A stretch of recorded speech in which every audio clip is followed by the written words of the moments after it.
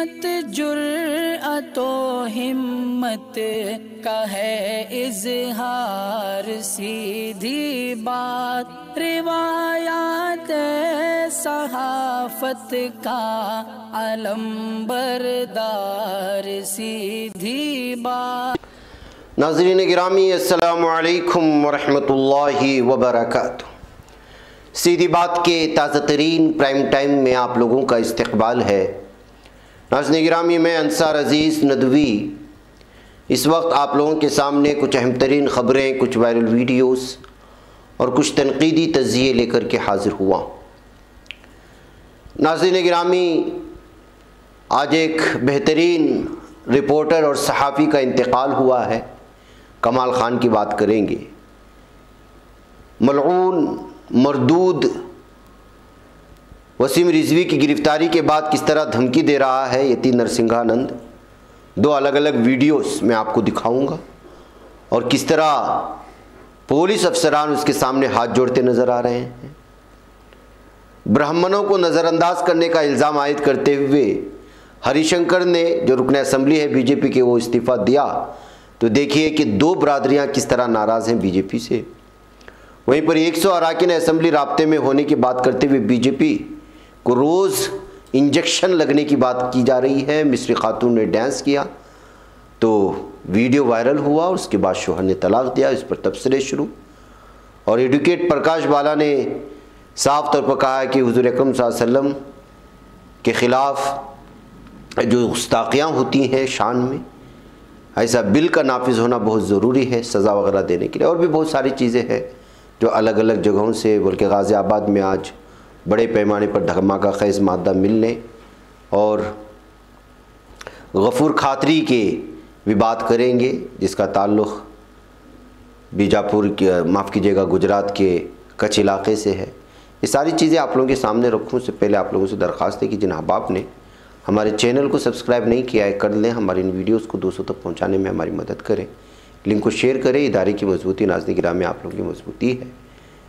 2 million का हमारा target है, अगला टारगेट, और पहुंचना ज़रूरी है।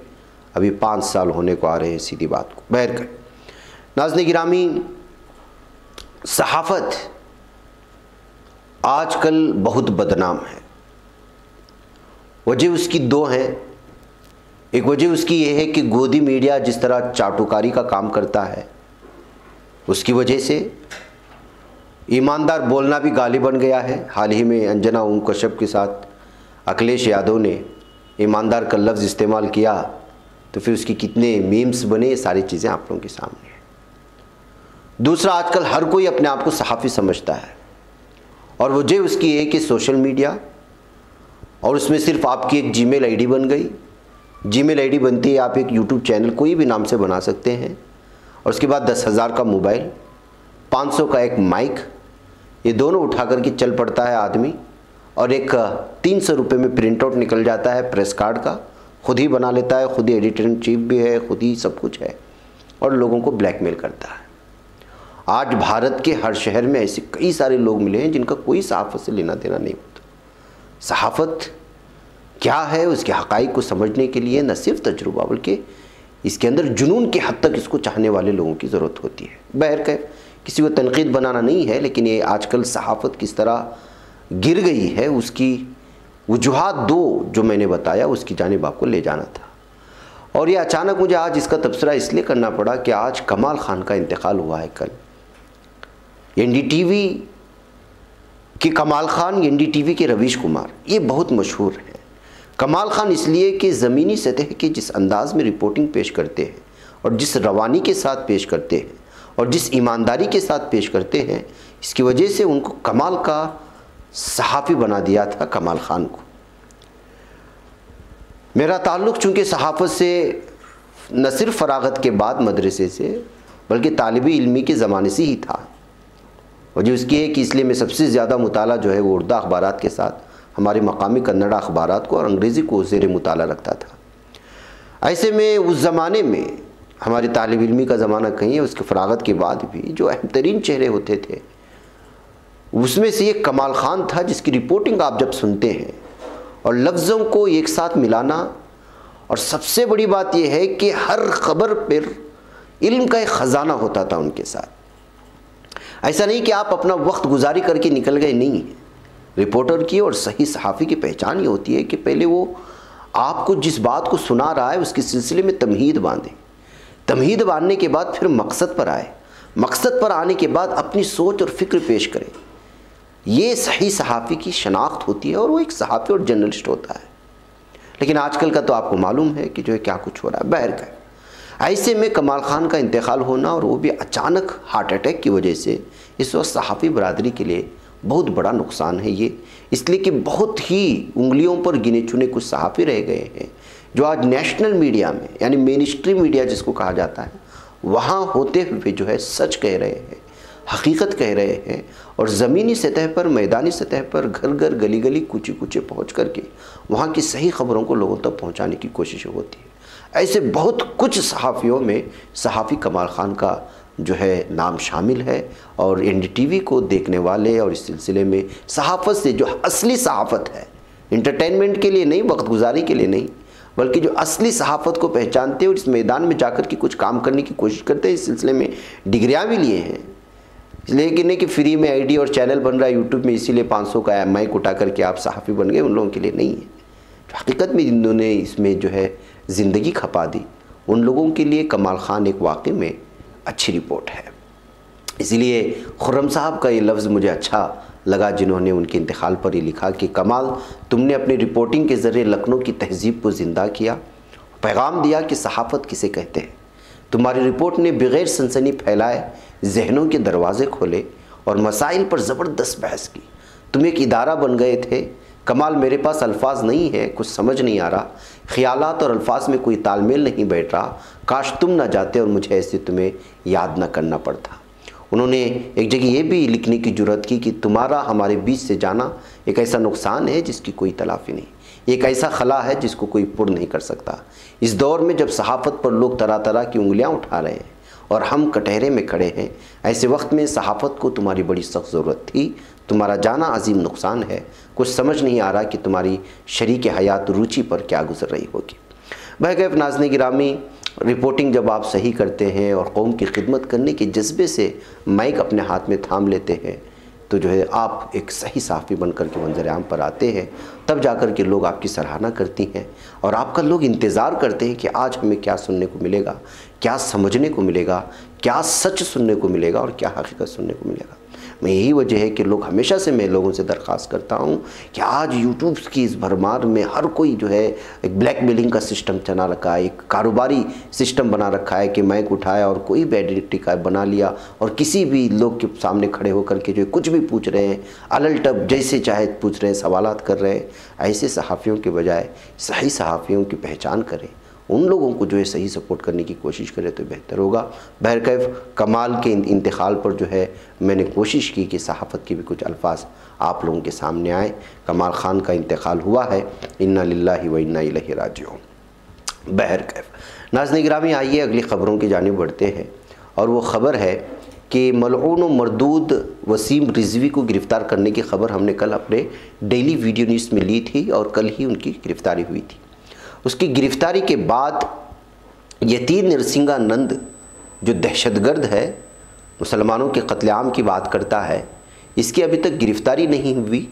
इसको तो जेल के सलाखों के पीछे होना चाहिए था इसके मुख्तलिफ़ बयानात की वजह से, इसलिए कि ये गुस्ताख़ रसूल सल्लल्लाहु अलैहि वसल्लम भी है और दोनों। लेकिन देखिए कि हमारा सिस्टम, हमारे पुलिस इंतज़ामिया, हमारे ऑफिसर्स जो एक दहशतगर्द है उसको किस तरह से खुलासा पेश करने की कोशिश कर रहे हैं वसीम रिजवी की गिरफ़्तारी को लेकर के, जबकि धर्म संसद में ये दहशतगर्द भी मौजूद था, इसको भी गिरफ़्तार करना चाहिए था। इसको गिरफ़्तार नहीं किया, बल्कि जो है जब उसने सवाल उठाया कि क्यों गिरफ़्तार किया जा रहा है, तो देखिए कि उसकी किस तरह मन्नत समाजत करते हुए दिख रहे हैं। इसको लेकर के इस वीडियो को पेश करते हुए बहुत सारे लोगों ने तनकीद किया कि आखिर ये किस शख्स के सामने जो है ऑफिसर्स इस तरह झुकते नज़र आ रहे हैं। ये पुलिस अफसरान और पुलिस इंतज़ामिया, यहाँ का सिस्टम की जो है बेइज्जती है। ऐसे अफसरान को, आला अफसरान जो है ये करना चाहिए कि ये कोई इसको तो ऐसा लग रहा है कि समझा रहे हैं कि कोई शादी में न्योता देने के लिए जैसे जाता है उस तरह समझाने की कोशिश कर रहे हैं, जबकि इसके कॉलर पकड़ कर के इसको जेल की सलाखों के पीछे डालना चाहिए था। ये कहते हुए जो है इस वक्त इस वीडियो को वायरल करने की कोशिश कर रहे हैं।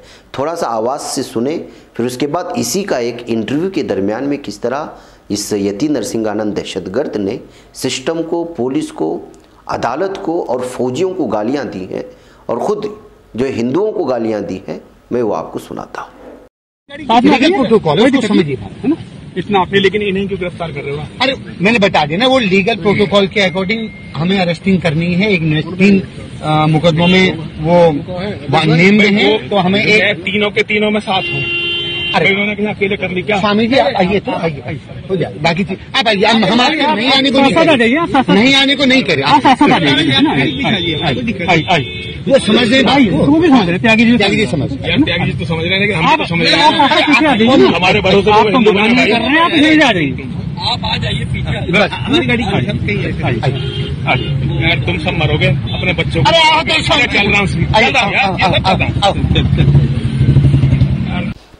तो नाज़रीन गिरामी, एक तरफ ये है इसकी मन्नत समाजत करती हुई ये जिसकी वीडियो आपने सुना, एक और वीडियो मैं आपको सुनाता हूँ जो इसी का फॉलोवर है। ये लगातार इसका जो है इंटरव्यू लेता रहता है। इसने एक इंटरव्यू में जो मलऊन और मरदूद वसीम रिजवी को गिरफ्तार किया गया उसको लेकर के जो है सवाल किया, तो उस सवाल के जवाब में ये शख्स किस तरह से अदलिया को और 100 करोड़ हिंदुओं को मारने का इल्ज़ाम यहाँ के अदलिया पर लगा रहा है, पुलिस पर, पॉलिटिशियंस पर, आर्मी पर, और हिंदुओं को कुत्तों की तरह मरने की बात भी कर रहा है। अब भी अगर इसकी गिरफ्तारी नहीं हुई, जो पूरी तरह से कानून की धज्जियां उड़ा करके मुल्क के साथ गद्दारी की बात कर रहा है, जो अहम तरीन सुतून है जमहूरियत के उसको ललकार रहा है, तो फिर बहुत अफसोस का मकाम है कि पुलिस आखिर किस दर्जे गिर सकती है। बहरकैफ इसका इस बयान को सुने और आप अंदाज़ा लगाएं कि जो है आखिर क्यों इस शख्स को गिरफ्तार नहीं हो रही है, क्या सिस्टम इस कदर जो है इस शख्स के सामने इतना भी हल्का हो चुका है कि इसको गिरफ्तार नहीं कर रहा। इस वीडियो के साथ भी लोगों ने अलग अलग इसी तरह के तबसरे करते नजर आ रहे हैं, इसको भी आप सुनिए। तो गुरुजी, जो कल सुनवाई सुप्रीम कोर्ट में हुई, सुप्रीम कोर्ट में सुनवाई हुई, उसके बाद पुलिस भी एक्टिव हो गई। वही सुप्रीम कोर्ट जो कि आसमानी किताब में लिखा हुआ है, उसको लेकर जो जितेंद्र नारायण सिंह त्यागी जब वसीम रिजवी थे तो इन्होंने याचिका डाली, तो इनके खिलाफ फाइन लग गया, और जबकि इन्होंने सच्चाई बताई तो इनके खिलाफ नोटिस इशू हो गया। जो पूरे धर्म संसद के खिलाफ नोटिस इशू हुआ है कि 4 हफ्ते के अंदर जवाब देना है। इसके पीछे क्या मतलब सुप्रीम कोर्ट कैसे काम कर रहा है? देखिए, अब ये बात बाद में तय करेंगे बेटा, पहले त्यागी जी बाहर आ जाए, उसके बाद सब मुद्दों पे फिर लगातार आंदोलन करेंगे, बैठेंगे नहीं शांत। सुप्रीम कोर्ट पर, इस संविधान पर हमें कोई भरोसा नहीं है। ये संविधान हिंदुओं को खा जाएगा, 100 करोड़ हिंदुओं को खा जाएगा। इस संविधान पे विश्वास करने वाले सारे लोग मारे जाएंगे। जो इस सिस्टम पर, इन नेताओं पर, इस सुप्रीम कोर्ट पर, इस पुलिस पर, इस फौज पर भरोसा कर रहे हैं, वो सारे लोग कुत्ते की मौत मरने वाले हैं भाई। नाज़रीन गिरामी, इसको सुना। बहरकैफ आइए मैं आपको बीएसपी के लीडर अरशद राणा साहब से मुलाकात कराना चाहता हूं, जो इस वक्त पुलिस के सामने शिकायत करते हुए रो रहे हैं और ये वीडियो बहुत वायरल हो रही है। और रोना वजह उसकी ये है कि बीएसपी ने इनको एक तो टिकट भी नहीं दिया, ऊपर से 67 लाख रुपए भी ले लिए। यहाँ एक खुद उनका जो है इल्ज़ाम है, ये मुजफ्फरनगर थाने में फूट फूट करके रो रहे हैं। उनका इल्ज़ाम है कि बीएसपी के एक लीडर ने उनसे 67 लाख रुपए ले लिए और उन्हें असेंबली का टिकट तक नहीं मिला। रकम वापस ना करने पर खुदसूजी की बातें भी वो कर रहे हैं। देखिए, ये है सियासत, किस तरह से यहाँ पर जो है लूटा जाता है टिकट के नाम पर पे, और क्या कुछ होता है। सुराज ने शायद सुना होगा, अब तो बाकायदा ये पुलिस थाने पहुँच गए शिकायत करने के लिए। आप इसको आवाज़ से सुनने के बाद खुद फैसला कर लें। और इन्होंने मेरा तमाशा बना दिया, मेरे को कभी इस तरह सोचा नहीं था। आप परेशान मत होइए, उन्हें मुझे अंदर बिठा के कहते हैं कि बस तेरे जगह अब किसी और को चुनाव लड़ा रहे। आप देख रहे होंगे अखबार में, डेली का हेड भी देख रहे होंगे, सारे होर्डिंग प्लेग भाई सब कुछ मैं कर रहा हूँ, उसके बाद भी मेरे साथ ऐसा कर रहे हैं।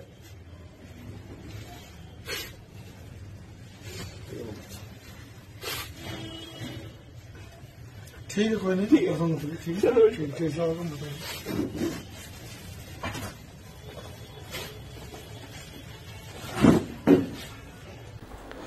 नाज़रीन गिरामी, आज मशरक़ी दिल्ली के गाज़ीपुर फ्लावर मार्केट से आज धमाका खेज़ मादा मिला था।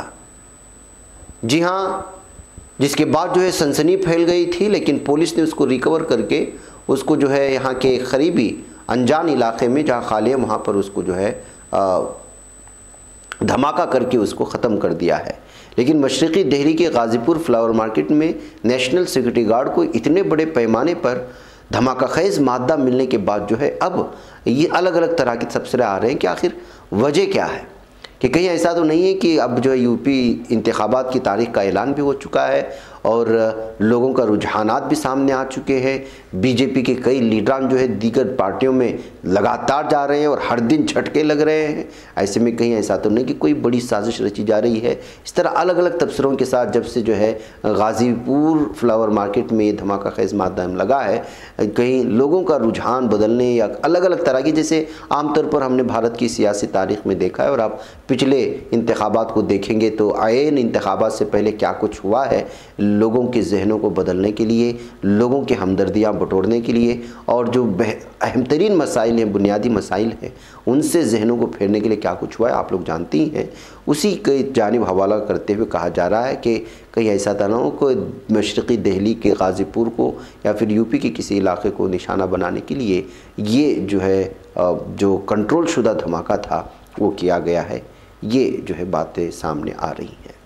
बहरकैफ इस सिलसिले में मज़ीद तफसीलात अभी तक नहीं आई हैं। अब सिक्योरिटी गार्ड की जानिब से इन्वेस्टिगेशन होने के बाद ही मुकम्मल तफसीलात आ सकती हैं। नाज़रीन गिरामी, आइए मैं आपको इस वक्त जो है गुजरात के अब्दुल गफूर खातरी के फैमिली के एक शख्स से मिलाना चाहता हूँ। कपड़ों पर बुनाई हो, कपड़ों पर डिज़ाइन करना हो, ये लोगों के अपने अपने अलग स्टाइल्स होते हैं और लोगों के बास चीज़ें जो डिज़ाइनिंग की होती हैं वो बड़ी यूनिक होती हैं। यानी कि अब जो आप डिज़ाइन देख रहे हैं, कहा जा रहा है कि इनकी फैमिली में ये एक ही शख्स बचा है जो इस तरह की डिज़ाइन कर लेता है। जी हाँ, जिसको रोगन कहा जाता है, रोगन आर्ट जिसको कहा जाता है। अब्दुल गफूर खातरी ये निरोना विलेज कच्छ का है। अब इनकी 400 साल पहले कच्छ में इस तरह की डिज़ाइनिंग होती थी और ये फ़ारसी डिज़ाइन कहा जाता है। अब सिर्फ अब्दुल गफूर खातरी के फैमिली में उनकी एक ही फैमिली के मेंबर्स बचे हैं जो इस तरह की चीज़ें और इस तरह का आर्ट साड़ियों पर हो या फिर दीगर चीज़ों पर कर सकते हैं। इन्होंने ख़ुद इस वीडियो में जो है इन तमाम चीज़ों को कहा है, बल्कि जाहिर सी बात है कि कच्छ का इलाका इस तरह की चीज़ों के लिए बहुत मशहूर है। लोग दूर दराज इलाकों से इस तरह की चीज़ों को, तारीख़ी चीज़ों को देखने के लिए सयाह जाते हैं और सीखने के लिए भी जाते हैं। तो ऐसे में शायद कोई टूरिस्ट यहाँ पहुँचे होंगे जिन्होंने इस चीज़ को देखने के बाद इस वीडियो को वायरल कर दिया है। मैं ये वीडियो आपको आवाज़ के साथ सुनाना चाहता हूँ कि किस किस तरह से जो है डिज़ाइनिंग होती है और क्या कुछ होता है। 400 साल पुराना वाला ये डिज़ाइन है जिसको रोगन डिज़ाइन कहा जाता है, आर्ट कहा जाता है। इसको देखिए, फिर मैं दूसरी खबरों की जानिब बढ़ता हूँ। कितना रगड़ना है वो भी अंदाजा है। ज्यादा रगड़ लेंगे तो उसका तार नहीं निकलेगा।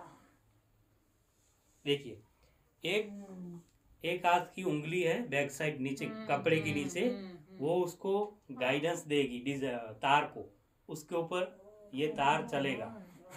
अगर नीचे की उंगली नहीं है तो ये डिजाइन पॉसिबल नहीं है। दोनों हाथों का गलत हो गया, करेक्शन करना नहीं, रबर नहीं, चांस नहीं, खोड रबर नहीं। चांस नहीं।